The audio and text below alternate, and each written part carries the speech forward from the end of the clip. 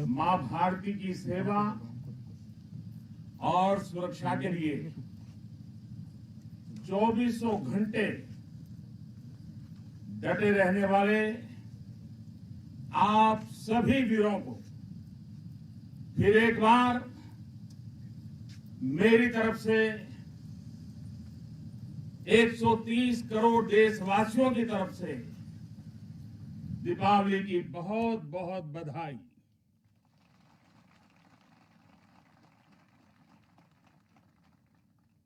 देश की सरहद पर हो, आसमान में या समंदर के विस्तार में, बर्फीली चोटियों पर हो या घने जंगलों में, राष्ट्र रक्षा में जुटे हर वीर बेटे बेटी, हमारी सेनाएं, बीएसएफ, आईटीबीपी, सीआईएसएफ, हर सुरक्षा बल, हमारे पुलिस के जवान, हर किसी को मैं आज दीपावली के इस पावन पर्व पर आदर पूर्वक नमन करता हूं। आप हैं तो देश है, देश के लोगों की खुशियां हैं, देश के ये त्योहार है। मैं आज आपके बीच प्रत्येक भारतवासी की शुभकामनाएं लेकर आया हूं। आपके लिए कोटि कोटि देशवासियों का प्यार लेकर के आया हूं। हर वरिष्ठ जन का मैं आपके लिए आशीष लेकर के आया हूं। मैं आज उन वीर माताओं, बहनों और बच्चों को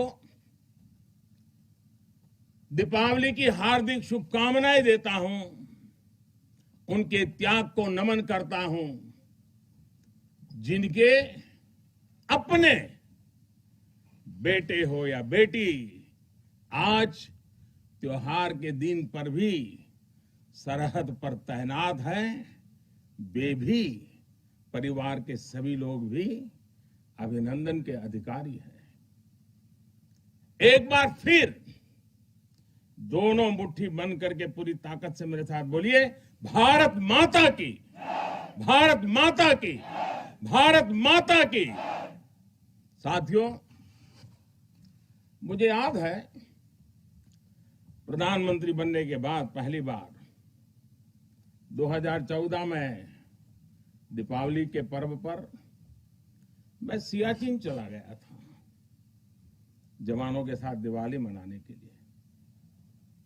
तो बहुत लोगों को थोड़ा आश्चर्य हुआ, त्योहार के दिन ये क्या प्रधानमंत्री कर रहा है। लेकिन अब तो आप भी मेरे भाव जानते हैं। अगर दिवाली के पर्व पर अपनों के बीच ही तो जाऊंगा, अपनों से दूर कहां रहूंगा। और इसलिए आज भी दीपावली के पर्व आपके बीच में आया हूं, अपनों के बीच में आया हूं। आप भले बर्फीली पहाड़ियों पर रहें या फिर रेगिस्तान में, मेरी दिवाली तो आपके बीच आकर ही पूरी होती है। आपके चेहरों की रौनक देखता हूं, आपके चेहरे की खुशियां देखता हूं, तो मुझे भी अनेक गुना खुशी हो जाती है, मेरी खुशी बढ़ जाती है। इसी खुशी के लिए, देशवासियों के उल्लास को आप तक पहुंचाने के लिए आज मैं फिर एक बार इस रेगिस्तान में आपके बीच में आया हूं। और एक बात आपके लिए मैं त्योहार का दिन है तो थोड़ी सी मिठाई भी लेके आया हूं, लेकिन ये सिर्फ देश का प्रधानमंत्री मिठाई लेके नहीं आया है। ये मेरी ही नहीं, ये सभी देशवासियों के प्रेम और अपनेपन का स्वाद भी उसके साथ लेकर के आया हूं। इन मिठाइयों में आप देश की हर मां के हाथ की मिठास अनुभव कर सकते हैं। इस मिठाई में आप हर भाई बहन और पिता के आशीर्वाद को महसूस कर सकते हैं, और इसलिए मैं आपके बीच अकेला नहीं आता। मैं अपने साथ देश का आपके प्रति प्रेम, आपके प्रति स्नेह और आपके लिए आशीर्वाद भी साथ लेकर के आता हूं। और साथियों, आज यहां लोंगेवाला की एक्सपोज पर तो देश भर की नजरें भी आप पर है। मां भारती के लाडलों, मेरी इन बेटियां, मेरे देश की गौरव देने वाली बेटियां जो मेरे सामने बैठी हैं, उन पर देश की नजर है। मुझे लगता है कि देश की सरहद पर अगर किसी एक पोस्ट का नाम देश के सबसे ज्यादा लोगों को याद होगा, अनेक पीढ़ियों को याद होगा, तो उस पोस्ट का नाम है लोंगेवाला पोस्ट। हर किसी की जुबान पर है। एक ऐसी पोस्ट जहां गर्मियों में तापमान 50 डिग्री को छूता है, तो सर्दियों में शून्य से नीचे चला जाता है। और मई जून में ये बालू जिस प्रकार से आती हैं, एक दूसरे का चेहरा भी नहीं देख पाते। इस पोस्ट पर आपके साथियों ने शौर्य की एक ऐसी गाथा लिख दी है जो आज भी हर भारतीय के दिल को जोश से भर देती है। लोंगेवाला का नाम लेते ही हृदय की गहराई से, मन मंदिर से यही प्रकट होता है, जो बोले सो निहाल, सत श्री अकाल। ये जयकारा कानों में गूंजने लगता है।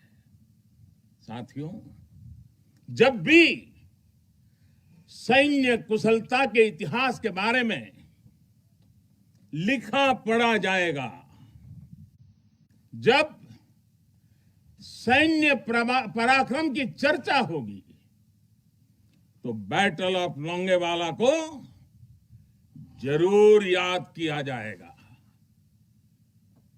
ये वो समय था जब पाकिस्तान की सेना बांग्लादेश के निर्दोष नागरिकों पर अत्याचार कर रही थी, जुल्म कर रही थी, नरसंहार कर रही थी। बहन बेटियों पर अमानवीय जुल्म हो रहे थे और पाकिस्तान की सेना के लोग कर रहे थे। इन हरकतों से पाकिस्तान का घृणित चेहरा उजागर हो रहा था, भयंकर रूप दुनिया के सामने पाकिस्तान का प्रकट हो रहा था।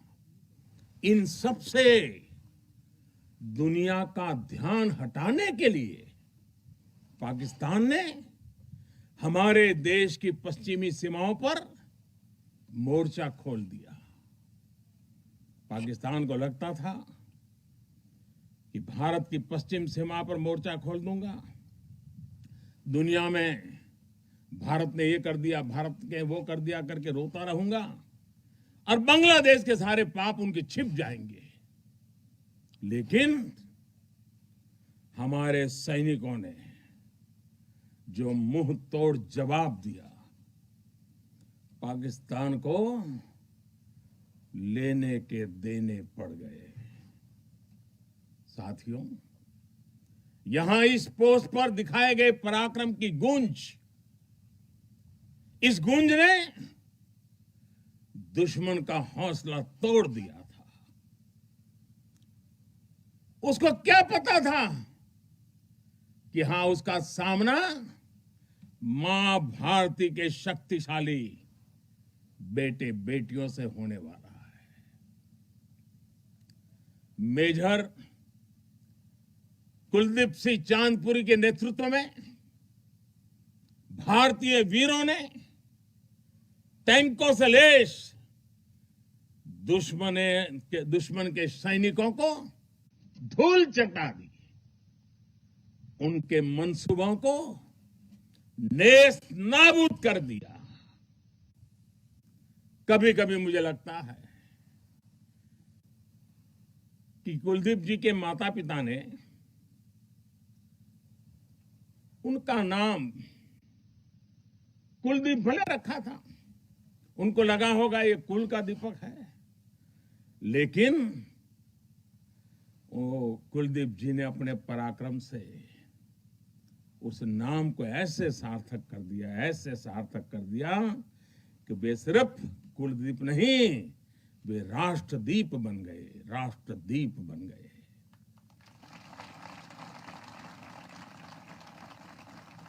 साथियों, लोंगेवाला का वो ऐतिहासिक युद्ध भारतीय सैन्य बल के शौर्य का प्रतीक तो है ही।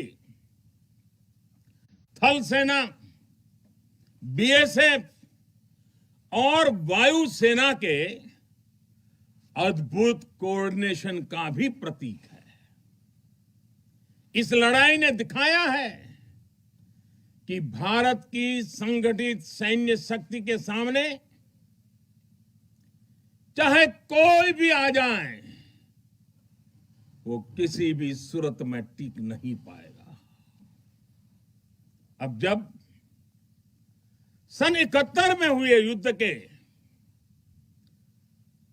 लोंगेवाला में हुई लड़ाई के 50 वर्ष होने जा रहे हैं। कुछ ही सप्ताह में हम इसके 50 वर्ष, इस गौरवपूर्ण स्वर्णिम पृष्ठ को हम मनाने वाले हैं। और इसलिए आज मेरा मन यहां आने को कर गया है। तो पूरा देश अपने उन वीरों की विजय गाथाएं सुनकर वो गौरवान्वित होगा, उसका हौसला बुलंद होगा। नई पीढ़ियां और आने वाली पीढ़ियां इस पराक्रम के साथ प्रेरणा भी लेने के लिए ये अवसर उनके जीवन का एक बहुत बड़ा महत्वपूर्ण बनने वाला है। ऐसे ही वीर सपूतों के लिए, ऐसे ही वीर सपूतों के लिए राजस्थान की भूमि के ही एक कवि नारायण सिंह भाटी ने लिखा है, और यही की बोलचाल की भाषा में लिखा है। उन्होंने लिखा है, इन जैसे घर इन जैसे गगन, इन जैसे घर इन जैसे गगन, इन जैसे सह इतिहास, इन जैसी सह पीढ़ियां, पाची तृणे प्रकाश, प्राची तणे प्रकाश। यानी अपने वीर सपूतों के बलिदानों पर ये धरती गर्व करती है, आसमान गर्व करता है और संपूर्ण इतिहास गर्व करता है।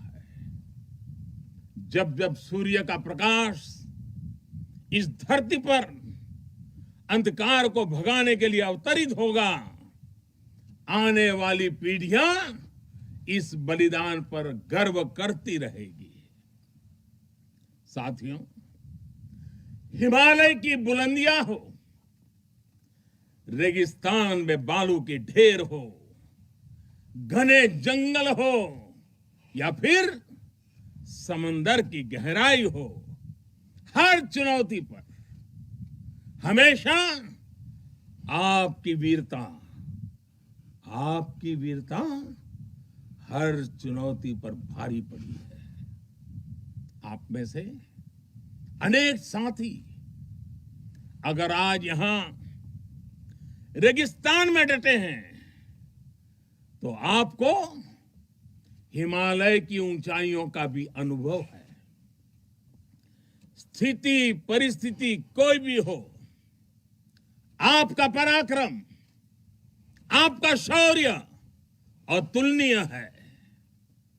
इसी का असर है कि आज दुश्मन भी ये एहसास है कि भारत के जांबाजों की कोई बराबरी नहीं है।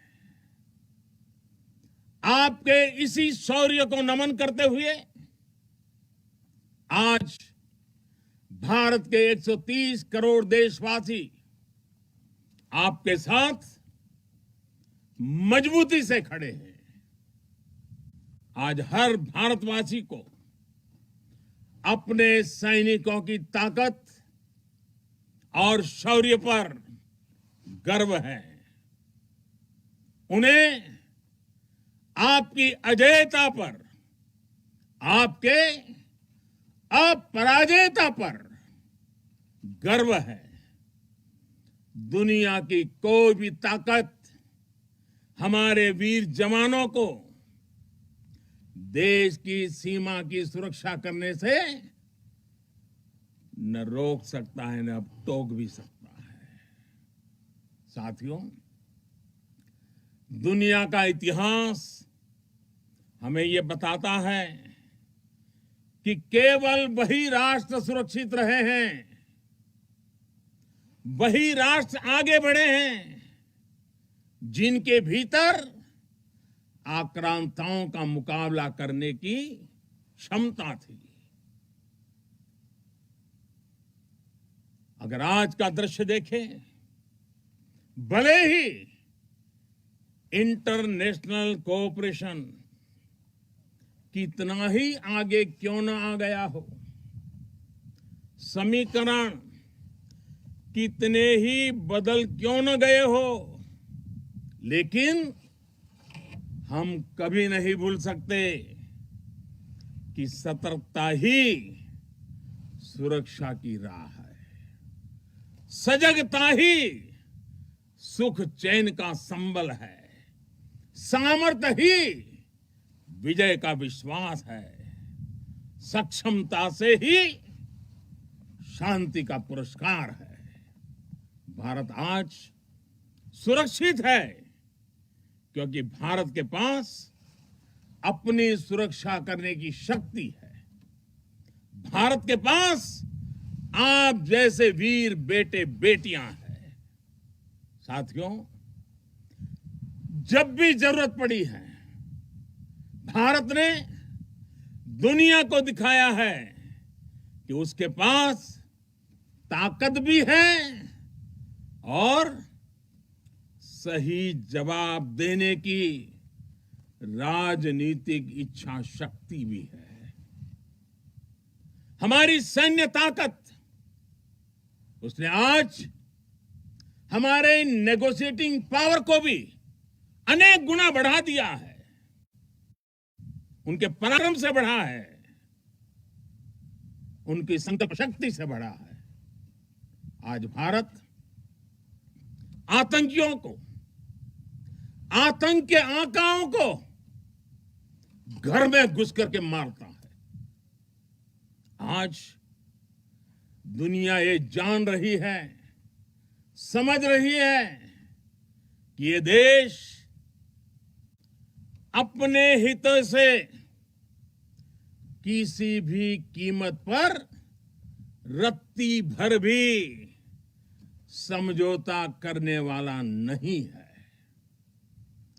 भारत का ये रुतबा, ये कद आपकी शक्ति और आपके पराक्रम के कारण ही है।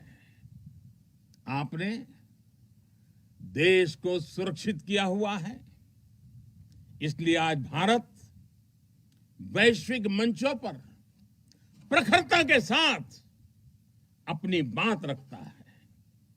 साथियों, आज पूरा विश्व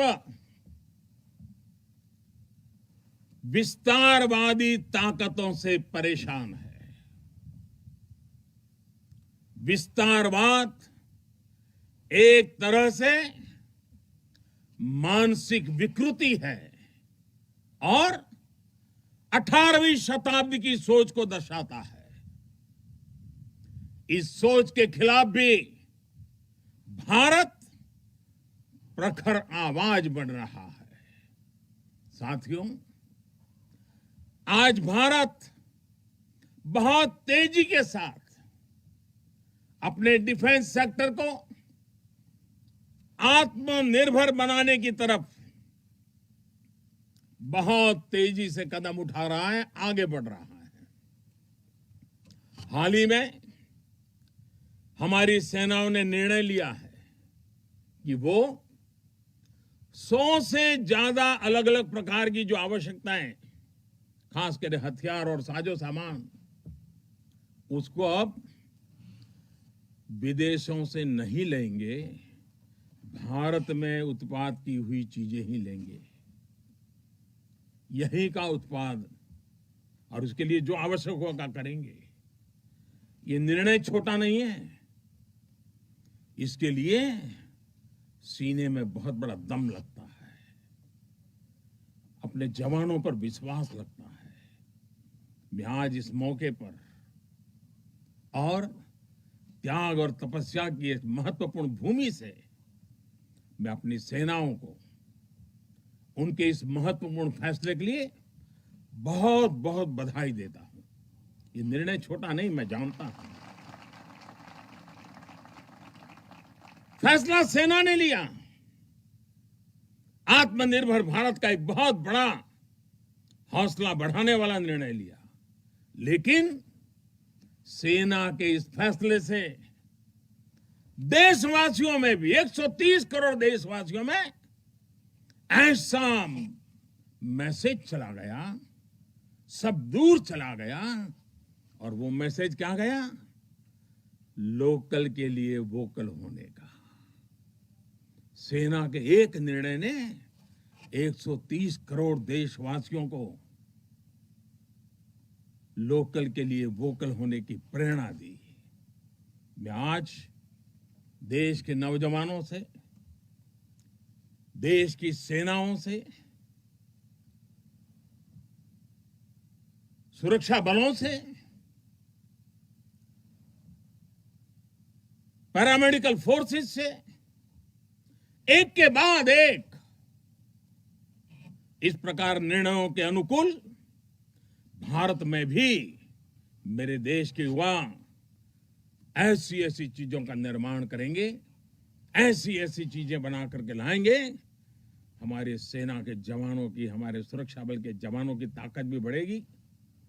हाल के दिनों में अनेक स्टार्टअप्स सेनाओं की जरूरतों को पूरा करने के लिए आगे आए हैं। डिफेंस सेक्टर में नौजवानों के नए स्टार्टअप्स देश को आत्मनिर्भरता के मामले में और तेजी से आगे ले जाएंगे। साथियों, रक्षा क्षेत्र में आत्मनिर्भर भारत देश के बढ़ते हुए सामर्थ्य का लक्ष्य है। सरहद पर शांति। आज भारत की रणनीति साफ है, भारत की रणनीति स्पष्ट है। आज का भारत समझने और समझाने की नीति पर विश्वास करता है, समझने की भी और समझाने की भी। लेकिन अगर हमें आजमाने की कोशिश की फिर तो जवाब भी उतना ही प्रचंड मिलेगा। साथियों, देश की अखंडता देशवासियों की एकता पर निर्भर करती है। शांति, एकता, सद्भावना देश के भीतर देश की अखंडता को ऊर्जा देती है। सीमा की सुरक्षा सुरक्षा बलों की शक्ति के साथ जुड़ी है। सीमा पर हमारे जाबाजों का हौसला बुलंद रहे, उनका मनोबल आसमान से भी ऊंचा रहे, इसलिए उनकी हर आवश्यकता, हर जरूरत आज देश की सर्वोच्च प्राथमिकताओं में है। उनके परिवार की देखभाल ये देश का दायित्व है। बीते समय में सैनिकों के बच्चों की शिक्षा और रोजगार को लेकर भी अनेक फैसले लिए गए हैं। पिछले वर्ष जब मैंने दूसरी बार शपथ ली थी, मेरा पहला फैसला ही शहीदों के बच्चों की शिक्षा से जुड़ा हुआ था। इसके तहत नेशनल डिफेंस फंड के अंतर्गत मिलने वाली स्कॉलरशिप को बढ़ाया गया है। साथियों, सुविधा के साथ साथ वीरों के सम्मान के लिए भी देश में अभूतपूर्व प्रयास चल रहे हैं। नेशनल वॉर मेमोरियल, राष्ट्रीय समर स्मारक, या फिर नेशनल पुलिस मेमोरियल हो, ये दोनों स्मारक देश के शौर्य के सर्वोच्च प्रतीक बनकर देशवासियों को, हमारी नई पीढ़ी को प्रेरित कर रहे हैं। साथियों, मुश्किल चुनौतियों के बीच आपका व्यवहार, आपका टीम वर्क देश को हर मोर्चे पर इसी जज्बे के साथ लड़ने की सीख देता है। आज देश इसी भावना से कोरोना जैसी महामारी के खिलाफ भी जंग लड़ रहा है। देश के हजारों डॉक्टर्स, नर्सिस, हेल्पर्स और सपोर्ट स्टाफ दिन रात बिना रुके, बिना थके काम कर रहे हैं। देशवासी भी इस जंग को फ्रंट लाइन वॉरियर्स की तरह लड़ रहे हैं। इतने महीनों से हमारे देशवासी पूरे अनुशासन का पालन कर रहे हैं, मास्क जैसी सावधानियों का पालन कर रहे हैं और अपने और अपनों के जीवन की भी रक्षा कर रहे हैं। लेकिन हमें यह भी एहसास है कि अगर हमें मास्क पहनने में ही इतनी तकलीफ होती है, तो आपके लिए ये सुरक्षा जैकेट्स न जाने आपके शरीर पर कितनी चीजें आपको लादनी पड़ती हैं। इतना सब कुछ पहनना कितना कठिन होता होगा। आपके इस त्याग से देश अनुशासन भी सीख रहा है और सेवा धर्म का पालन भी कर रहा है। साथियों, सीमा पर रहकर आप जो त्याग करते हैं, तपस्या करते हैं, वो देश में एक विश्वास का वातावरण बनाता है। हर हिंदुस्तानी के अंदर एक नया कॉन्फिडेंस लेवल आता है। ये विश्वास होता है कि मिलकर बड़ी से बड़ी चुनौती का मुकाबला किया जा सकता है। आपसे मिली इसी प्रेरणा से देश महामारी के इस कठिन समय में अपने हर नागरिक के जीवन की रक्षा में जुटा हुआ है। इतने महीनों से देश अपने 80 करोड़ से ज्यादा नागरिकों के भोजन की व्यवस्था कर रहा है, लेकिन इसके साथ ही देश अर्थव्यवस्था को फिर से एक बार गति देने का भी पूरे हौसले से प्रयास कर रहा है। देशवासियों के इसी हौसले का परिणाम है कि आज कई सेक्टर्स में फिर से रिकॉर्ड रिकवरी और ग्रोथ दिख रहा है। ये अलग अलग प्रकार की सब लड़ाइयां, ये सब सफलताएं, इनका श्रेय सीमा पर डटे हमारे जवानों को जाता है, आपको जाता है।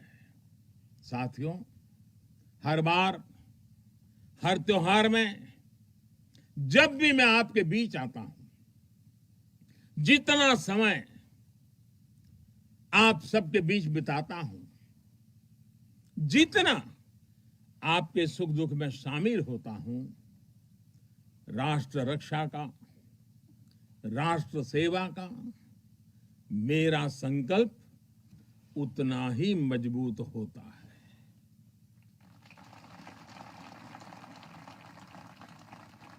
मैं आपको फिर आश्वस्त करता हूं कि आप निश्चिंत होकर अपने कर्तव्य पथ पर डटे रहें। प्रत्येक देशवासी आपके साथ है। हां, आज के दिन मैं आपसे एक मित्र के रूप में, एक साथी के रूप में 3 बातों का आग्रह करूंगा और मुझे विश्वास है कि मेरा यह आग्रह आपके लिए भी हो सकता है संकल्प बन जाए। पहला, कुछ न कुछ नया इनोवेट करने की आदत को, नई तरीके से करने की आदत, नई चीज खोज करके करने की आदत, इसको जिंदगी का हिस्सा बनाइए। और मैंने देखा है कि इस प्रकार की जिंदगी गुजारने वाले हमारे जवान, उनकी क्रिएटिविटी देश के लिए बहुत कुछ नई चीजें ला सकती है। आप थोड़ा सा ध्यान दीजिए कुछ न कुछ इनोवेट करने का। देखिए हमारे सुरक्षा बलों को, क्योंकि आप अनुभव के आधार पर इनोवेट करते हैं, रोजमर्रा से जिस प्रकार से जूझते हैं उसमें से निकालते हैं, बहुत बड़ा लाभ होता है।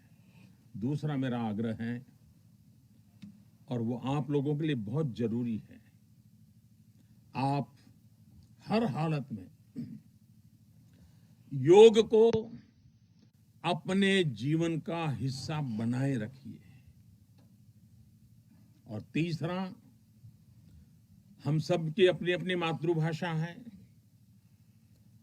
हम में से बहुत लोग हिंदी बोलते भी हैं, हम में से कुछ लोग अंग्रेजी भी बोलते हैं।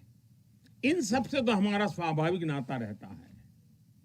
लेकिन जब ऐसा सामूहिक जीवन होता है, एक मेरे सामने लघु भारत बैठा हुआ है, देश के हर कोने के नौजवान बैठे हुए हैं, अलग अलग मातृभाषा के नौजवान बैठे हुए हैं, तब मैं आपसे एक और आग्रह करता हूं कि मातृभाषा वो जानते हैं आप, हिंदी जानते हैं, अंग्रेजी जानते हैं, क्यों ना अपने किसी एक साथी के पास से भारत की कोई एक और भाषा आप जरूर आत्मसात कीजिए, सीखिए। आप देखना वो आपकी एक बहुत बड़ी ताकत बन जाएगी। आप जरूर देखेंगे ये बातें आप में एक नई ऊर्जा का संचार करेगी। साथियों, जब तक आप है, आपका ये हौसला है, आपकी ये त्याग और तपस्या है, 130 करोड़ भारतवासियों का आत्मविश्वास कोई नहीं डिगा पाएगा। जब तक आप हैं, तब तक देश की दिवाली इसी तरह रोशन होती रहेगी।